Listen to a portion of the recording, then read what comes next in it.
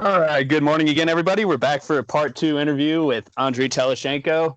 And with this part of the interview, we're going to go through a timeline of the Viktor Shokin firing, where I mean the impeachment was basically based off Trump wanting Ukraine to investigate Joe Biden's involvement in pressuring Petro Poroshenko to fire Viktor Shokin. And since we have an expert witness here, Andrii Telizhenko actually worked for Viktor Shokin. We're going to get his insights on the timeline of the firing. Was it because he was investigating Burisma and Hunter Biden, et cetera? And Hans, I'm going to pitch it to you to go through this timeline, I guess. Sure. I think we could probably start in 2014. So there was a sort of Shokin was not the prosecutor general yet, and in fact, one of the issues here that's sort of often forgotten is that Shokin was retired at that time.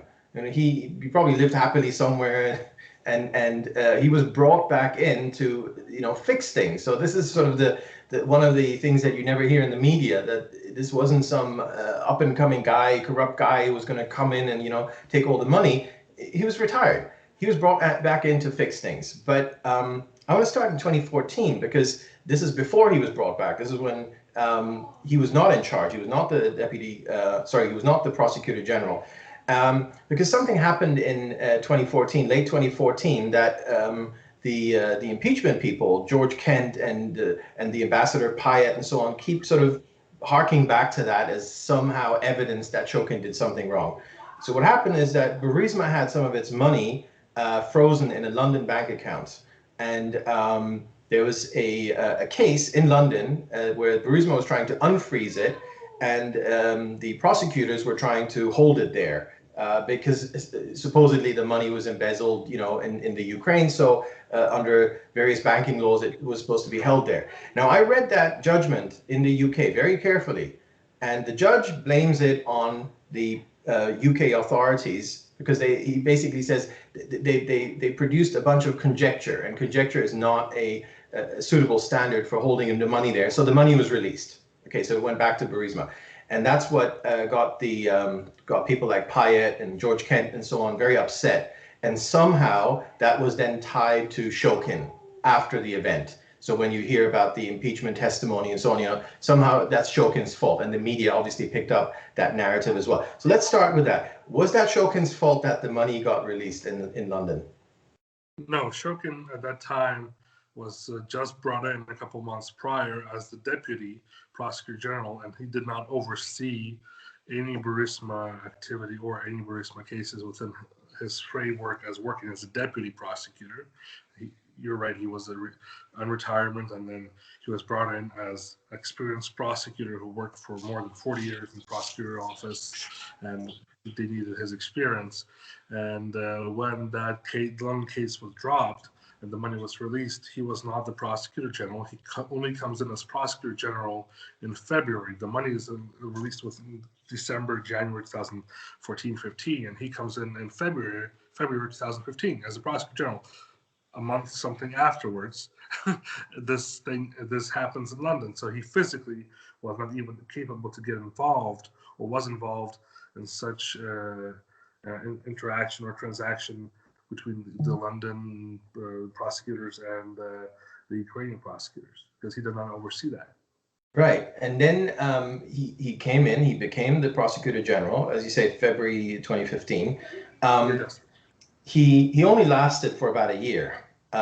So maybe something that struck me in terms of that, before we get back to sort of the timeline, is that George Kent himself. So George Kent was the charge d'affaires at the U.S. Embassy in Ukraine. So essentially, he was the guy who was running the show over there. And so when it came to Shokin's successor, I know I'm kind of skipping ahead, but I think it's important to mention it at this point. When it came to Shokin's successor, George Kent was making excuses about, no progress on corruption or whatever. He says, oh, the guy's only been there for a year. The guy's only been there for 2 years. You can't turn the ship around so quickly and so on. But somehow all of those excuses didn't apply to Shokin. So I think that's important to sort of get that out, because for whatever reason, Shokin had to go. And I'm just trying to kind of really drill down on that point. What was the reason? So from reading about it, I think if we just leave Biden out for a moment, there did seem to be this movement to get rid of Shokin, and it seems to be it started with the NGOs, Antac and so on. Do you have any idea why they were so dead set on getting rid of this guy? They were trying to get rid of him because he started to investigate and wanted to investigate where were their funds coming from, how were they financed, was it legal by any law, and if there's finance from abroad, why they're influencing internal Ukrainian politics. Basically, what the U.S. is accusing me of, without me being even financed, but these guys are being financed from abroad, not only from the United States, but different other organizations, European, Canadian, etc., and basically influencing under the guidance of their finances, politics within Ukraine, protesting, organizing physical protesters, etc., and blocking the government work. So Mr. Shokin just started to investigate why are these guys doing, why are they involved that much, and they started going after him online, protesting, etc., trying to basically destroy his reputation, and they know how to do it better than a government office because they have the new high-tech social media backing, and compared to Ukrainian bureaucracy and government, they know how to do it best, and they help them a lot in destroying Mr. Shokin's reputation. Now that makes because, and I want to add, what I remember also is Mr. Shokin in summer of 2015 has a correspondence with Ambassador Pyatt and Secretary of State John Kerry, and they have no issues with him in summer 2015. They write a letter that he's well-respected prosecutor, that he's doing anti-corruption work pretty well, and they have no issues with him in the summer of 2015. And there's official letter correspondence between the prosecutor's office, Ambassador Pyatt, and Secretary of State John Kerry, which support Shokin's work. Right, and Pyatt's so Pyatt was the ambassador back, the U.S. ambassador in the Ukraine back then. So Pyatt's timeline on Twitter is also interesting because throughout 2015 he seems to paint a picture where progress is being made. I mean, his New Year's message 2015-16 is, wow, what a great year of progress. And, you know, and we're talking specifically about the corruption issue. And it's so weird that at exactly the same time while he's saying that on Twitter, there's this move to get rid of the guy. What you said just now makes so much sense about why these NGOs were so keen on getting rid of Shokin, because there's also this letter that hasn't been talked about much, but I think it's just such a smoking gun that I'm always sort of flabbergasted that not more has been done about it. So there's a letter from George Kent written to the Prosecutor General's office in Ukraine, demanding that they stop investigations of these groups, and in particular, as you said just now, where they got their money from. And there's a sentence in there saying, don't investigate where the U.S. money, U.S. aid went. It's just, why would the charge d'affaires, the U.S. guy in Ukraine, prevent corruption investigations? It's just, of course, you kind of gave the answer there. He is also, I've been I met George again a couple of times throughout my life. He was, when I first met him was in 2014, March, April. He came in, he was basically pushing the idea of forming the National Anti-Corruption Bureau in Ukraine. He was the godfather of the National Anti-Corruption Bureau. He was involved in the State Department with law enforcement issues. So basically, he was pushing that idea to Ukraine, even though we told him, we will do it, but we have to do it our way, a constitutional way. It's going to be longer, but it's going to be more stable and workable. But he was pushing really fast. So basically, he was covering for not only the National Anti-Corruption Bureau, but for all the anti-corruption bodies and organizations, even like Antac, protecting them and meeting with them constantly and only listening to them. That's why he was basically behind, backing them up in every move that was made even against them. Yeah, and exactly, and he did something else, which we recently found out with one of these drops of documents. I think this was the State Department drop last month, where we found out that George Kent was actually the New York Times leaker. He's the guy who pushed all these narratives to Ken Vogel over at the New York Times.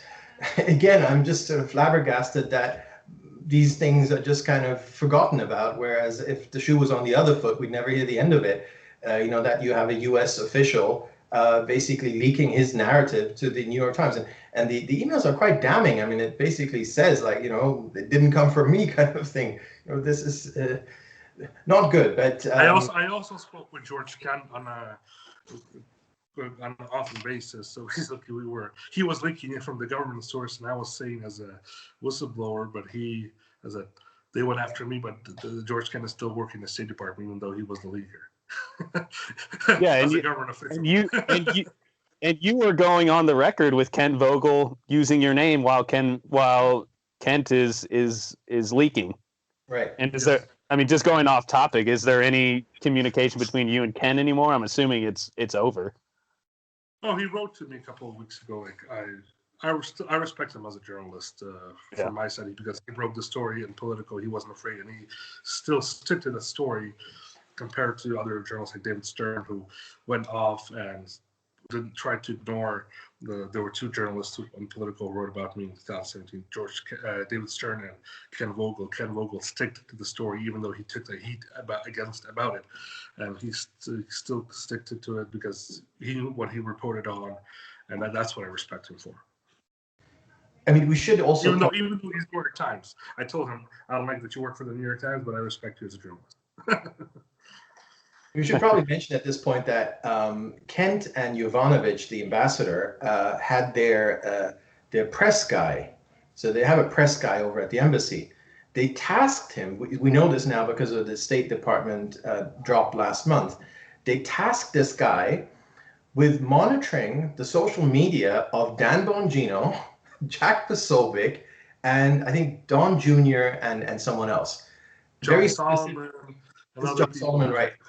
So Giuliani and everybody else. Yeah. gives you an idea of where these people are in terms of why would they do that? I mean, these are supposedly officials. They're supposed to represent the United States, and they tell their guy, look, keep an eye on these people. I mean, it's just. And then what I want to add, I think if it was not true what we were saying and all these people are saying, it could be proven easily and just look. We can prove whatever they're saying wrong and just nobody will listen to them. But they were afraid. That's what they were following, all these people. And that was Jack Posobiec interviewed me a couple of times. OAN interviewed me. John Solomon interviews me time to time and other people. So basically, they're afraid that the truth is coming out. And that's where they had to monitor to see how they can have to contract to what these journalists are saying. And that's the problem. They were afraid. If it was not true, nobody would listen. Nobody would care. It would just die out in a month and nobody would continue. But the story is alive for so many years because there's truth to it. And small pieces of it, time to time, the puzzles come together and it develops into a bigger story because truth, that's the main thing. That's what they were so afraid of, George Kent, Jovanovic, and the Democrats. Right. So if we go back to our timeline. So Shokin becomes the prosecutor general. The NGOs go against him. We talked about the fact that they were not happy with him trying to figure out who funds them. We know that George Kent was telling the prosecutors not to investigate who funds them and not to investigate misuse of U.S. funds, which in and of itself is a very strange thing for him to do. But so let's go back to Shokin himself. So I've been looking everywhere, researching everywhere. I'm trying to find a case against Shokin, like he's accused of having a Swiss bank account, or he's accused of having taken 10 million, or has there ever been an investigation or a charge or anything against this guy? No, there's no investigation, no charges, nothing against Shokin. It's just words that he's corrupt. When I used to meet with Liz Zentos in the beginning of 2016, she was the advisor to Biden, National Security Council. She would just deliver the message, Shokin needs to get fired. This was February 2016. This was January 2016. Shokin needs to get fired. Shokin needs to get fired. Deliver this message. He's trouble for the U.S., etc., etc. And I asked her a couple of times, is there any background to it? Oh, he's just corrupt. You know he's corrupt. Everybody knows that he's corrupt. Like, this is U.S. officials who have a possibility to have the U.S. Treasury follow every dollar and find out if the person does have any what fraudulent bank accounts or money transfers, etc., etc. But they don't do it. They just call him a fraud, or they just call him corrupt, and that's it. Which is really strange because there's nothing against what he did, just to investigate the cases which were not in the interest of the United States. And they would, like, for example, I didn't like what William Barr or the Supreme Court of the United States investigates, or how they handle cases on Trump, or etc. And I'm a Ukrainian official. I'm going to come out and say, you have to fire these judges, or you have to fire William Barr. How it's going to look? It's going to look terrible, right? But because the United States is giving us money, not money, but credit and loans, which we have to pay back, they tell us what to do, which is, I think, wrong. I think it's not the case, which they seem that they have the right to tell us what to do. This is not the case that a sovereign and independent country has to take, even from their allies. If we're allies, we have to be supportive of each other. And they had nothing on Mr. Shokin, from what I know of. Mr. Shokin had cases opened up against them. He filed cases after he left his office against Biden and Hunter Biden in Ukraine, which were dropped after Biden won the election, and they were dropped by the Ukrainian police and prosecutor's office. So this is the world we live in today. You can just accuse somebody, even an official, and just destroy his reputation. Right, and it seems such an odd thing. And Poroshenko even says that to Biden on a telephone call, that there's no not even one instance of corruption or example, but he fired him anyway. And what Mr. Shokin told me also personally, he said, this is from his words, he said, Poroshenko called him up in December and said, there's the Americans want to fire you. You have to leave. But he said, Shokin, show me something on me. If you have something on me, I will leave. And then I think in January, beginning of February, before they fire official Shokin, Poroshenko said, you have to do this for Ukraine because we will not receive our loan guarantee. Poroshenko knew about this even before Biden spoke about it publicly, said we're not going to get the money if you stay in place. And that's when Shokin he resigns, and then he gets fired officially through the parliament, et cetera, et cetera. So this is how the procedure, from Mr. Shokin's words, were that the president told him that he has to leave because of the Americans. Right. Now, two points on that. First of all, I mean, it's such a good point about, let's assume everyone is corrupt. I mean, how is that the business of the United States, especially if you compare it to other countries where the United States sends tons of money and never tells them who to fire and who to whatever. I mean, Iran, for example. Yeah, exactly. Egypt. I mean, you come up with a whole bunch of countries where. Palestine. Yep. So, I mean, that's just a general oddity, but also specifically, I recall that George Kent in his impeachment testimony said that as soon as Lutsenko was appointed, when they had their first meeting, it's the spring of 2016, he knew immediately that Lutsenko was totally corrupt. I mean, he literally says that in his impeachment testimony. So again, first of all, it's the point you made that, oh, we'll just label them as corrupt, without specifics. Now, but aside from that, the question is, well, why was it not a problem with Lutsenko, but why is it such a huge problem with Shokin? If we're going to label them as corrupt, because Lutsenko they allowed to hang around for 3 years, even though Kent said immediately that he was corrupt. Because he made a deal that he will drop the cases on ANTAC, which Lutsenko dropped the cases on ANTAC. He got appointed end of spring, beginning of summer 2016, and Lutsenko drops the cases of ANTAC within 3 weeks, right after his appointment. And then within a couple of months, he dropped the cases on Burisma in October, November, before the presidential elections in the United States, 2016. Right. That's why he's more likable than Shokin, because he's more cooperative. Yeah. And he's not independent as prosecutors should be compared to Mr. Lutsenko. No, I think that's such a good point. A prosecutor.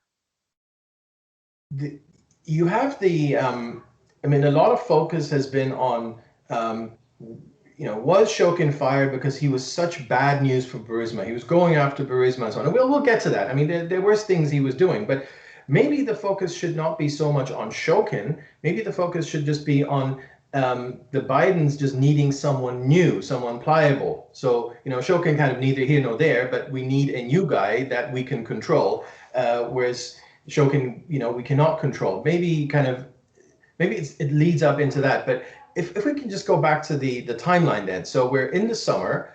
Payet is saying it's fine. The NGOs are saying it's not fine. We don't have any evidence of this guy having done anything wrong. But the pressure ratchets up. So there's kind of two events. The first one is in September, and Payet gives this speech where he says, the prosecutor's office really has to clean up and do something. Do you have any sort of idea where that came from, that speech, that strong that was in Odessa, the speech in Odessa he gave. There was a situation during the summer of 2015 after within Shokin's office, not his office, but the prosecutor's office, where they some of the deputies who worked with George Kent, like Vitaly Kasko, David Sekvarelidze, who were in the White House meeting January 2016, who basically, while Shokin was on vacation, they went after people he appointed. So they were not his assistants, they were not people directly under Shokin, and they allegedly found diamonds as bribes. They never proved that those diamonds were given as bribes. They found diamonds in their safes in their office, and while they were working in the prosecutor's office. So basically, who keeps cash or diamonds in their office? Nobody, right? Like, I don't know. If you want to hide them, we're going to hide them. But they allegedly found, without any witnesses, without anything, they just saw these diamonds and they said, "Oh, this is corruption under Shokin." But they never proved that it was within Shokin, or Shokin was involved in this, or Shokin knew about this. They did this all illegally without Shokin knowing, even though they had to inform the prosecutor general, even though while he was on vacation. They did this all illegally using a SWAT team, stormed into the prosecutor's office, destroyed furniture, etc. And they came up with, this is the case that we're going to go after Shokin, the diamond prosecutor case, they called it. And they basically alleged that, even though until today, there's no court decision that this case, this is in 2015, 5 years passed, until today, there's no court decision that Shokin or even those prosecutors were involved in any corruption that they were accused of by the ANTAC people or the people who were under Shokin working with ANTAC. And until 5 years passed, no court decision, nothing that alleged that Shokin or anybody was corrupt. And that's when the troubles started for Shokin, because during that period of time, a couple months prior to that, going after ANTAC, he started going after Burisma. He opened up 4 new cases against Burisma and Zlochevsky, and was investigating Hunter Biden, not only Hunter Biden, but other officials within the Burisma board of directors, because they were receiving illegal funds. The company itself was legally formed because Zlochevsky, while being Minister of Ecology, was giving himself licenses for gas development. And the company was self-legally formed. It was basically giving fraudulent money to, which was illegally brought to the company to pay all their more board members who were also U.S. Some of them were former president of Poland. Other people were Hofer Black was former deputy director CIA. One of them was Hunter Biden, and that's what the case was said. And not only Ukraine said that this money was illegal, but also the Latvian, during this investigation in the summer and until September, even the Latvian authorities wrote a letter. The Latvian Treasury Department wrote a letter to our prosecutor office saying they believe that the money which is being transferred through Latvia to Cyprus, where Cyprus was paying to Hunter Biden, was the whole scheme directly, they were illegal money, and Ukraine has to look into it. And so this is the investigation that we're following, and this is the beginning of something that led to Shokin being fired. And he got fired. I'll tell you a bit more. Right before he got fired, what happened? That was the main development of why he got fired also. Right, and the Latvian issue is, again, one of those completely underreported issues here. The guy who wrote the letter, the guy who did the investigating on the Latvian side, is a guy called Burkhans. So I looked at this guy's sort of whole record, whatever there was. I mean, this is a guy in super good standing. You know, he's a guy who he goes over and talks with the EU. He goes to all kinds of conferences. This is not like some, shady guy or whatever. This was completely independent of the Ukrainians. It's not like the Ukrainians asked the Latvians, do something or political reasons. It has nothing to do with that. This is the Latvians on their own who have banks, and stuff goes through their banks and goes into Cyprus and wherever. And they're like, hey, we picked up some very suspicious things here. Can you help us? So the Latvians asked the Ukrainians and not the other way around. Completely independent of anything else that's going on, and obviously with no politics involved, because what's Latvia got to do with it? What's this guy Burkhardt got to do with it? So no, I think that's such an important point, that it's not just Shokin, it's not just someone's hearsay or whatever. This is a completely different stream of investigating the Bidens as well as Burisma in terms of these payments. Okay, we got Payet, and as you say, there was more pressure. So Payet said, we need to clean up. This is September. You mentioned there were 4 investigations opened against Burisma. So we're talking in 2015, right? Yes. And okay. It was also, there were a couple of investigations, two or three opened in 2014, right after Maidan in Ukraine, in March 2014. And then there were additional 4 under Shokin in 2015. Right, because we know Burisma had their assets seized, or the head guy there, Nikolai, had his assets seized in February of 2016. But in order for that to happen, there had to have been a process that played out ahead of that.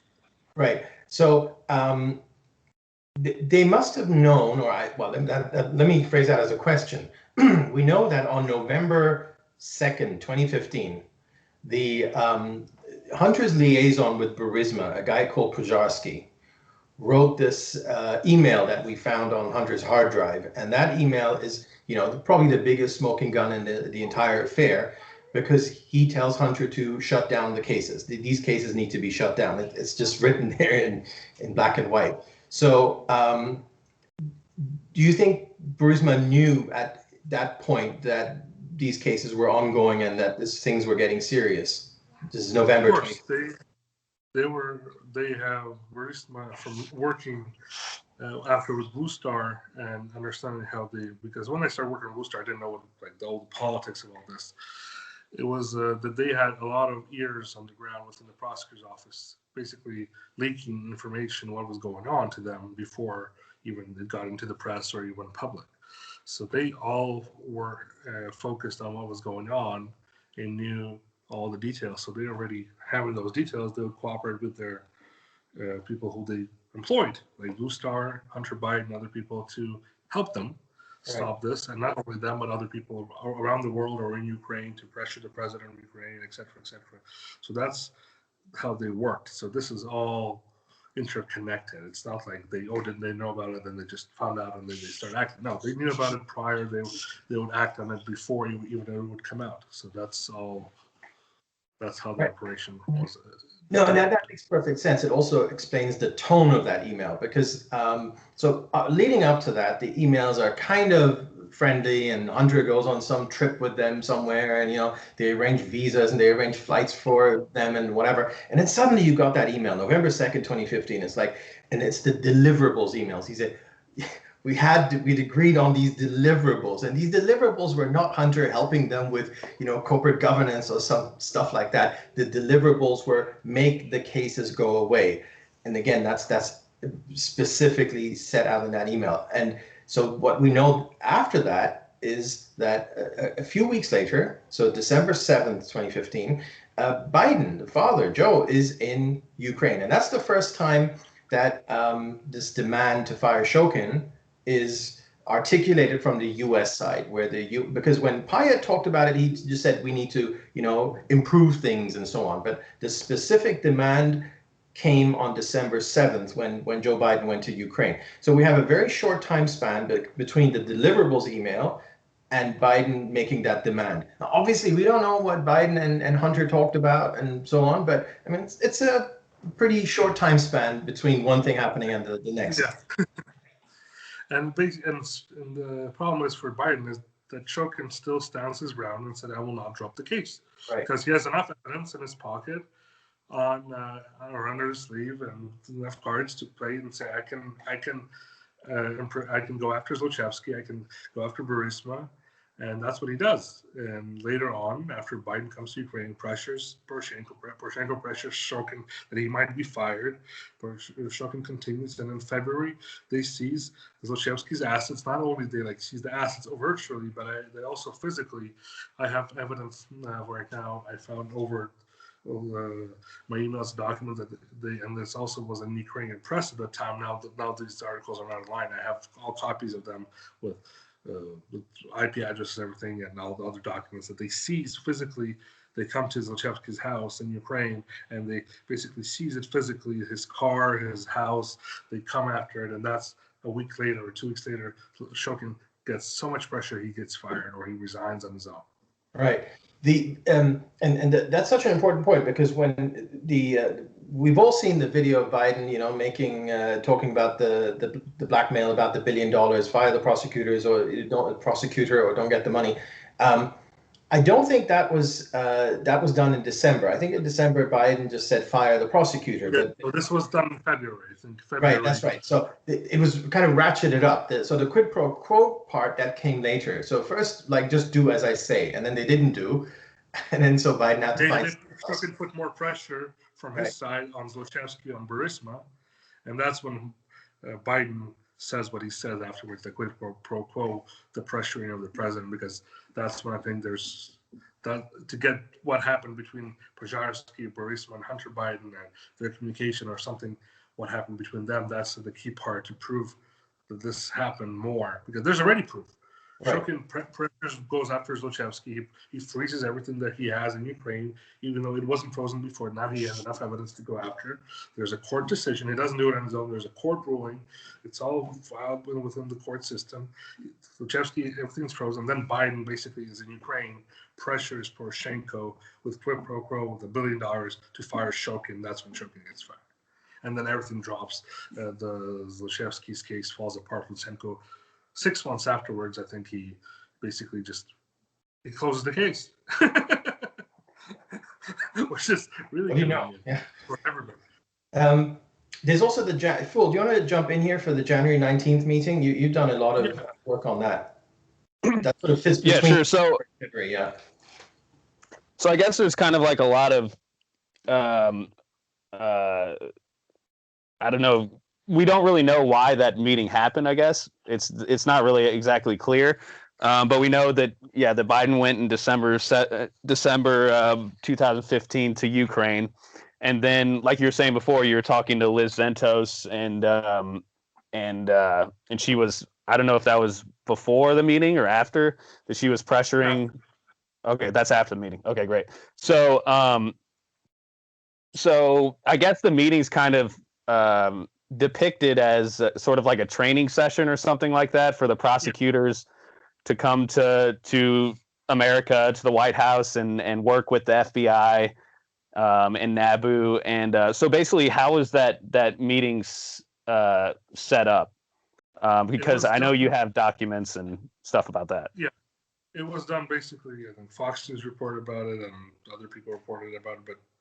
But how it happened is, they came officially for the DOJ, Department of Justice training program, and because I was working in the prosecutor's office prior to that, and this is me working already in the embassy of Ukraine in Washington as a third secretary overseeing political issues and the elections, but the ambassador put me on as a former prosecutorial worker or advisor to the prosecutor general to work with the prosecutors who came. And we had a hard time getting into a lot of those meetings. We got into the White House meeting. I was present in some of the meetings. Our Ukrainian delegation, prosecutors, were meeting with the FBI, but a lot of the other meetings I was blocked, and our embassy was blocked out of, which is really strange, because you have a delegation. I'm going to get to the general meeting, White House meeting itself, but just a story to it. Our delegation, any delegation from any country comes to, which is a government, not opposition leaders, not somebody from the opposition where they don't want the government to get involved. But our government officials, or any government officials, come somewhere, they always have a representative from the embassy with them. And our delegation was not against they were happy that we will be involved in those meetings. And I was there. I didn't even need a translator. I speak English. So I was just there quietly listening and then reporting back to the embassy. And what happened is they knew that I would report back to the embassy, so they blocked us. I was present in 2 or 3 meetings out of the whole schedule they had. They blocked us from every other meeting they had with the deputy head director of FBI. They blocked me from other meetings within the FBI and Department of Justice, which was really strange. We had to bring people on board from us from the White House to help us to get into some of the meetings. We got into 3, which one of them was the White House meeting itself. So this was also really strange. Why were they covering up and not letting us involved, which is also, I think, a bit politically illegal. And not illegal by law, but politically illegal. And the January meeting itself was really strange because there was present Department of Justice officials, there was present Eric Ciminello, Liz Zentos, other White House officials from National Security Council, basically all connected to Biden directly. There were present the head of NABU, Artem Sitnik, the head of the head special prosecutor Holodnitsky, and there was also Deputy Prosecutor Sekvarilidze, the Georgian guy who got hired with the reforms to the Prosecutor General's office, and they were all connected with ANTAC, and most of them were all talking about how to fire Shokin. That Shokin needs to get fired because he's not letting them work. And you have his basically. Was this at the meeting or before? At the meeting itself at the White House, and they're telling the White House officials to fire Shokin, and basically the Department of Justice officials are speaking for them. There was a couple of guys also came from Ukraine, from the U.S. Embassy, who work with the Department of Justice, and they started to speak for them and saying what Ukraine is having problems with Burisma, et cetera, that this needs to get done, this needs to get fired, and this is how they spoke about other stuff, but this is the main topic they discussed about Shokin, and that he's a problem, and basically this is the Ukrainian side legalizing what the Biden was asking Poroshenko to do, to fire the Prosecutor General Shokin by his employees, by people who are under him and working for him. Right. So I'm just going to call him David because I can't pronounce his last name. So David, and then there's another deputy prosecutor, Casco, right? At the same time, not president. Casco was not president. He wasn't there, but he was still a deputy prosecutor at that time, right? Because I remember he was invited to this. So he was not in Washington, that's for sure. Right. So David basically, he was, like you said before, with the Diamond prosecutor stuff. So he was kind of exhibiting a power move and trying to get Shokin ousted as well. At the same time, while the White House is. So they're working together to get this done. It kind of sounds like. Yes, they were working together because, first of all, David Sekvarilidze wanted to become the new prosecutor. He was exactly thriving for that position, but because he just got his Ukrainian citizenship a couple months prior, and he was Georgian, not Ukrainian, that would not politically come out right, and he would not be supported by the parliament. So then they chose Lutsenko, who had no prosecutorial background or no even law degree, to become the Prosecutor General of Ukraine. Now, coming back to that meeting, you're absolutely right. It strikes me when you have sort of intergovernmental contacts, that seems to be a huge breach of protocol that you just sort of bypass one of the governments. So it's like the U.S. basically just dealt directly with these individuals, bypassing the embassy, which is, as you say, it's a very, very strange thing. So when you say kind of they organize it, you mentioned Ciaramella, you mentioned a bunch of people in DOJ. You think what ties all these people together is Biden, is the office of vice president, or yes, especially the National Security Council is the office of the vice president. That's who the people who were at that meeting from the White House. And because he was running Ukraine, and Liz Zentos and Ciaramella were the people at that desk, basically. Yeah, and then Ciaramella used to handle Ukraine. I did not know who he was before all this stuff came up on him, and then I actually found out later from my emails that I actually met him once or twice. Yeah, because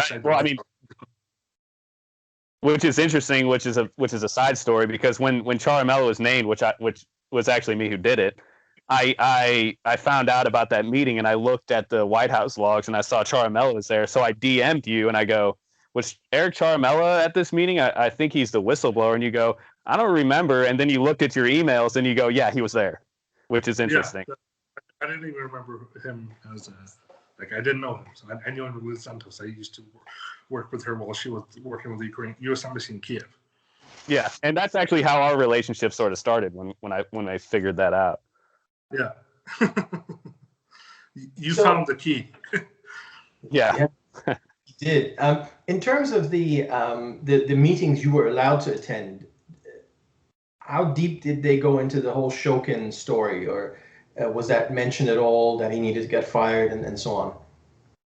They were like the White House didn't want to talk about the Burisma case itself overall, because I think even the Department of Justice wanted to talk about it in depth with them, but they did not want to discuss it. They said, "Oh, let's email it to us or something." They didn't want to discuss in depth, but it still did talk about how Shokin was bad and how he needs to get fired because he's basically blocking a lot of other anti-corruptional issues without any evidence, and the Department of Justice was all on that, backing our prosecutors and even talking more than our prosecutors within that meeting, saying for them.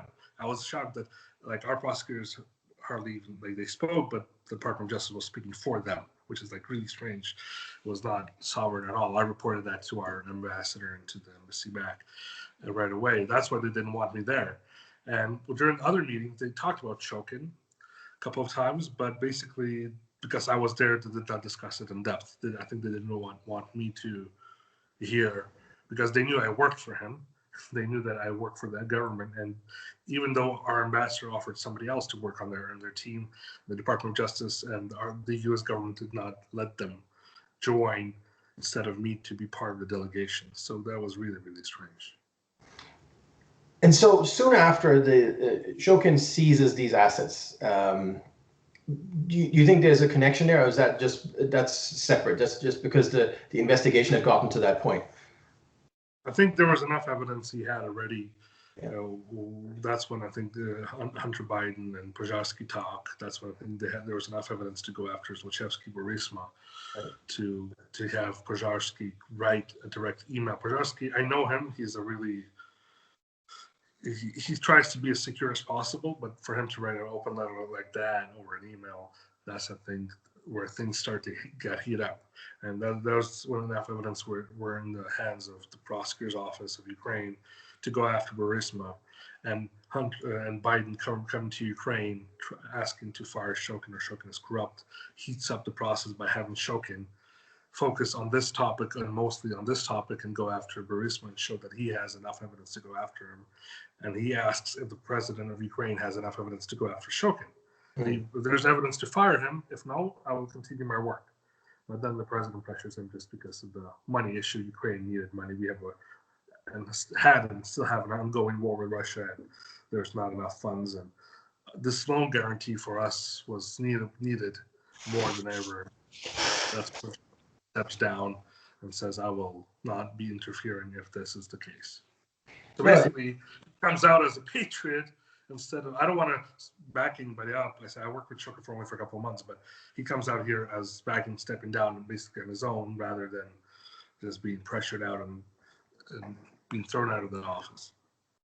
It's such a good point about Pozharsky, the Hunter's liaison at Burisma, because when you look at his emails, he's a very professional guy. I mean, it's always businesslike. He's guarded, as you mentioned, the 2014 ones leading into 2015. Very careful. He sometimes says things that he's not going to discuss it here. He says that he's not going to discuss it, so he knows not to discuss it. And again, just very, very professional, very businesslike, very guarded, all of those things. And suddenly there's boom, there's this bomb he drops, like, we had deliverables, make sure the cases go away. So clearly. And what I want to add, Pozharsky still works with Blue Star for Burisma and still cooperates and comes to Washington quite often and goes to Blue Star to talk about business as usual. Nothing changed. Sorry. That's something. He just, when you read all his other emails, the guy is just a thorough professional. So for him to sort of snap, but I don't think it's snapping. It's actually, it was done on purpose, but just for him to get angry in that way and express it that way, obviously the pressure had ratcheted up on the Ukraine side. So maybe Hunter had overpromised what he can deliver. It didn't happen. So November 2015, where are the deliverables? So it's just such a striking email, especially if you look at it in the whole chain of emails, that you suddenly sort of get that. And he doesn't, as you say, he's very unguarded in that email. There's nothing he doesn't, that he hides or whatever. It's like, this is what we agreed, this is what you're going to do. And then a few weeks later, it starts getting done. So Hans, that same day, which after that email, that same day, Hunter Biden immediately calls Amos Hochstein's office and was like, we need to talk. And then at some point, Hochstein and Hunter meet, and I'm assuming Burisma is the topic, and Hochstein's an advisor to Biden, and I'm sure that got shuffled to him. Yeah, he was the contact person, from what I know from talking to Blue Star. He was the contact person for the stuff within the State Department, energy stuff for Blue Star and other things. It delivered to Biden as when he was the vice president. Hochstein, he was the contact person. If something needed to get delivered to the vice president, that's Biden. He would everything we brought to him, and then he would bring to the vice president, and that was the filter for everybody else. There's another completely unconnected story out in San Francisco that also appears on Hunter's hard drive, but it sort of shows you exactly that modus operandi that you just mentioned, that Hunter has some dealings with some guy out in San Francisco. And the guy out in San Francisco, I'm not going to mention his name here because we don't know, if he did anything wrong or whatever. We just don't know. But it's in the Hunter email. So this guy wants something from Joe Biden. And Hunter kind of makes it clear that the way to go is you go through someone else. So, it's not like Hunter phones up Joe and says, get this done, even though that might have happened, or it might happen sort of at the last instance. I think he actually mentioned something like along the lines of, we need to go through a process before I can tell Dad, or, something like along those lines. So first legalize it. That's right. First, it needs to come from state or whoever, in this case, Hochstein. And then maybe in February or so, we don't know. Obviously, it would be lovely if we did. Hunter pulls the trigger and says, no, look, you got to make it happen. And that's when the $1 billion thing comes up. Yes. So again, we don't know if that Hunter-Joe conversation took place, but what we do know is that all of a sudden, the whole thing was really pushed to maximum volume, like $1 billion or get rid of this guy, or no $1 billion. Yeah. So tell us more about that. What you know about the actual firing? So we're now in March of 2016. Basically, from what Mr. Shokin told me, it was he got called up to the president and said, it's the matter of national security for Ukraine, the money or you, and that's how he leaves his office. He got fired, but he resigned to show. He said he agreed to leave the office without any fight, even though he had everything already ready. And Zlochevsky's assets were frozen in Ukraine. Everything was frozen for him, and that's when he leaves the office. And he has, during that period of time from March until end of May, beginning of June, there's an acting prosecutor who doesn't have as much power politically or legally even to go after things. Mr. Sevruk, he was Shokin's person. That's when Blue Star gets involved.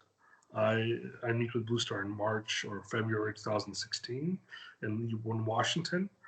They come to the embassy to talk to the ambassador. The ambassador doesn't come to the meeting. He doesn't like Blue Star for some reason, so he doesn't come to the meeting with them. And he asks me and his DCM Shular to come to the meeting. So that's when I get introduced.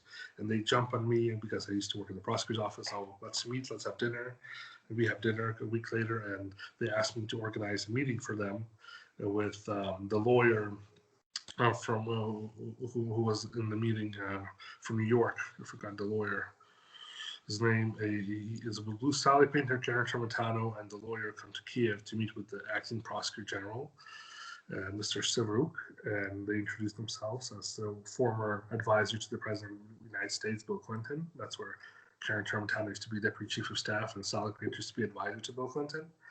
and they talk with the acting prosecutor about bringing him to Washington, introducing him to Newland, introducing him to the prosecutor general, the attorney general of the United States, the head of FBI. Basically, that's how they wanted to lure in people of interest to work with them. Basically, a free lobby. Right. And then they find out that there's going to be a new prosecutor general. Mr. Savruk is not going to stay. And they say, oh, let's pause this and let's work with the new one. And they asked me then to arrange them a meeting with the new prosecutor general, Lutsenko, which I do in June of 2016. And through my channels, I'm already back in Kiev, but I do it basically while I'm in Washington, still do the process. And they meet the new prosecutor general, Lutsenko, and they offer him the same thing.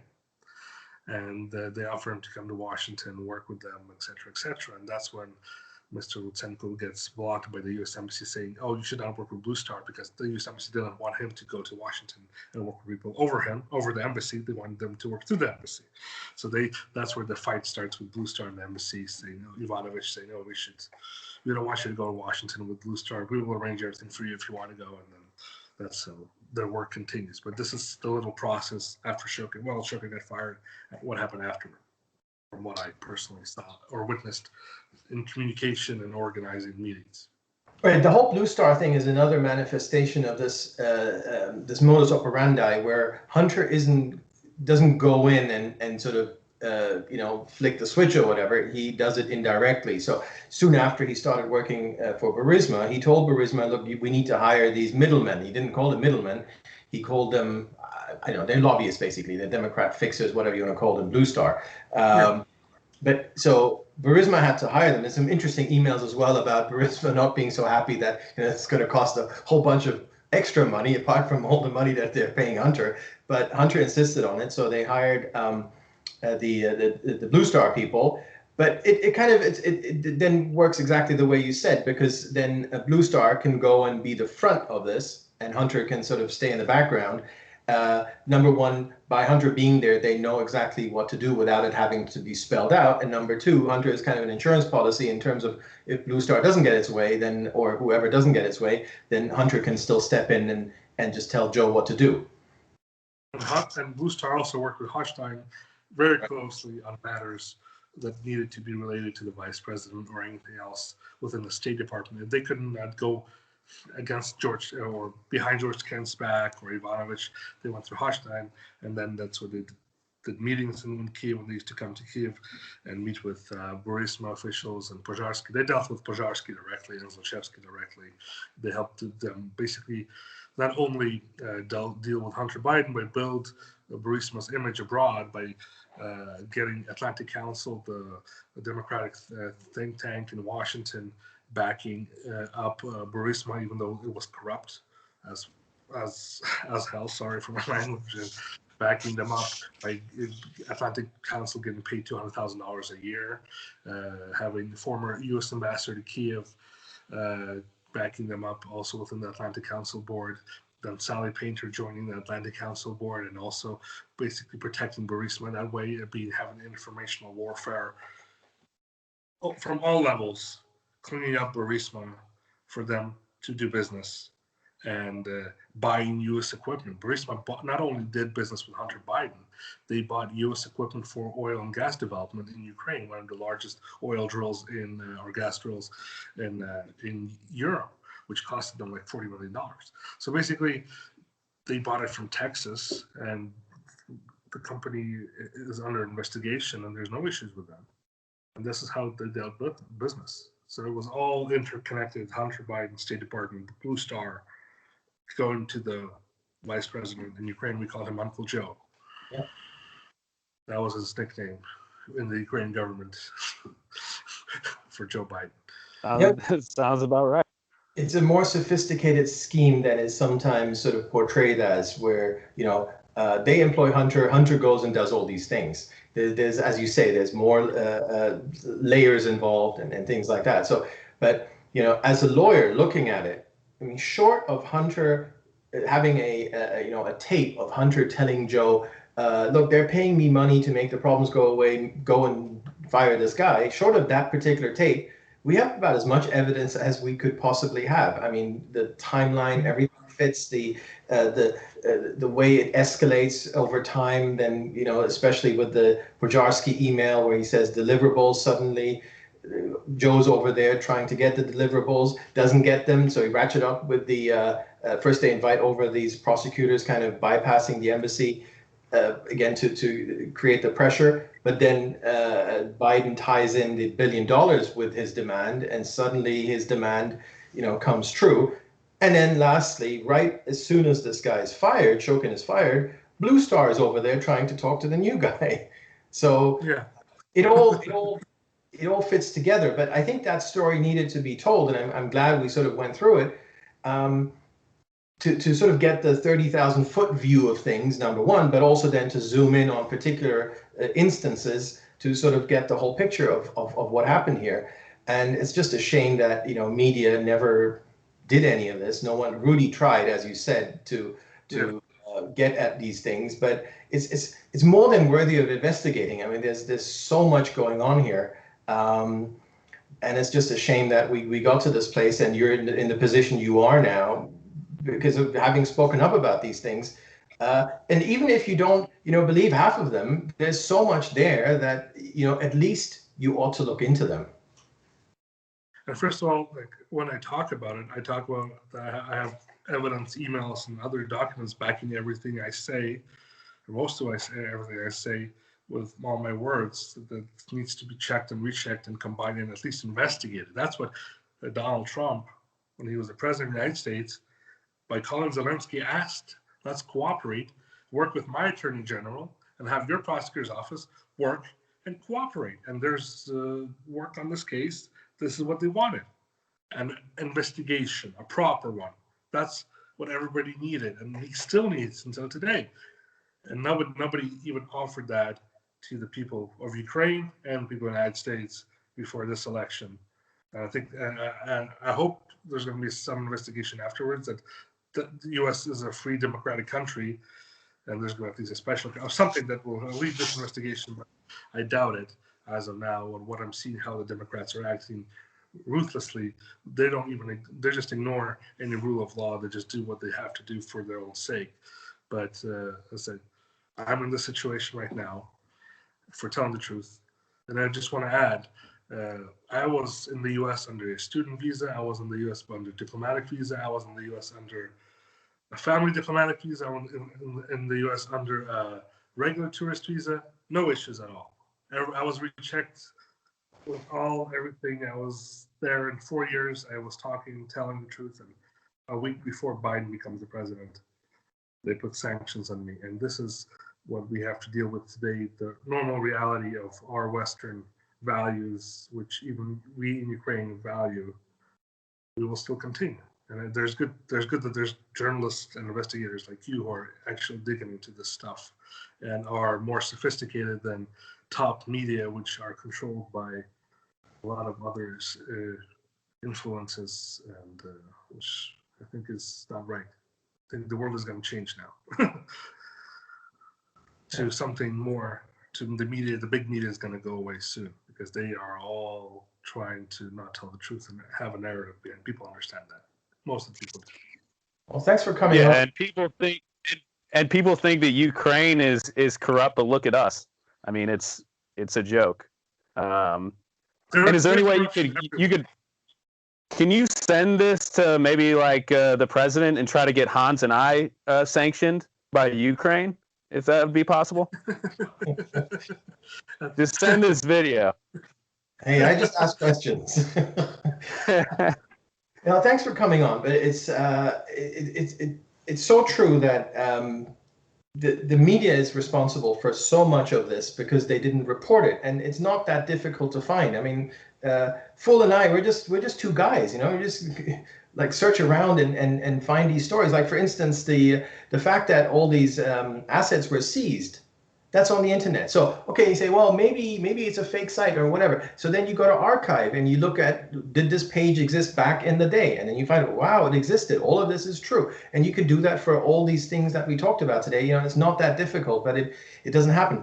I am kind of hopeful a little bit, and if there's any silver lining with Biden now, It's that if the focus isn't on Trump, if it is on Biden, then maybe we have a better chance of getting to the bottom of these things, or at least getting them out. I think we got to the bottom of them pretty well just now in the past hour, but in terms of getting them out, because as long as Trump was around, that wasn't ever going to happen, because the entire focus, all the oxygen was always with Trump, and the media liked it that way, especially after they caricatured him. But if that can shift to Biden, maybe there's a chance of getting this out.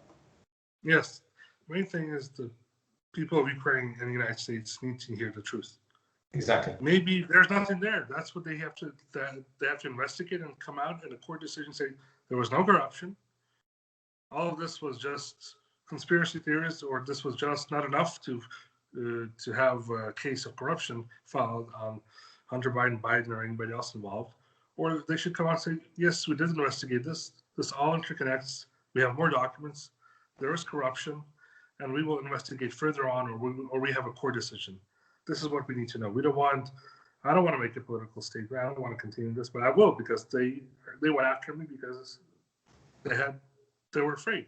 And I'm going to continue going after the truth, and that's it. Thank you very much. Thank you for having me on the show. Fantastic. I really appreciate it. Well, thanks for coming on, Andrii. And unless you have any more questions, Hans, we can probably wrap it up there. It's fantastic. Yeah, that was a great session. Thank you. Yeah. Thank you. And I'll end it at this. I'll always consider Andrii the Ukraine whistleblower, and Eric Charamella can hide under a rock, which he's been doing for the last year or two or whatever. All right, man. You guys have a great rest of your Saturday. I'm sure it's probably getting late there in Ukraine, Andrii. Oh, it's 7:15. There we go. All right. Well, Yeah. have a fantastic day, and see you later. Thank you very much. Sure. See you later, guys. Yeah. See you, man.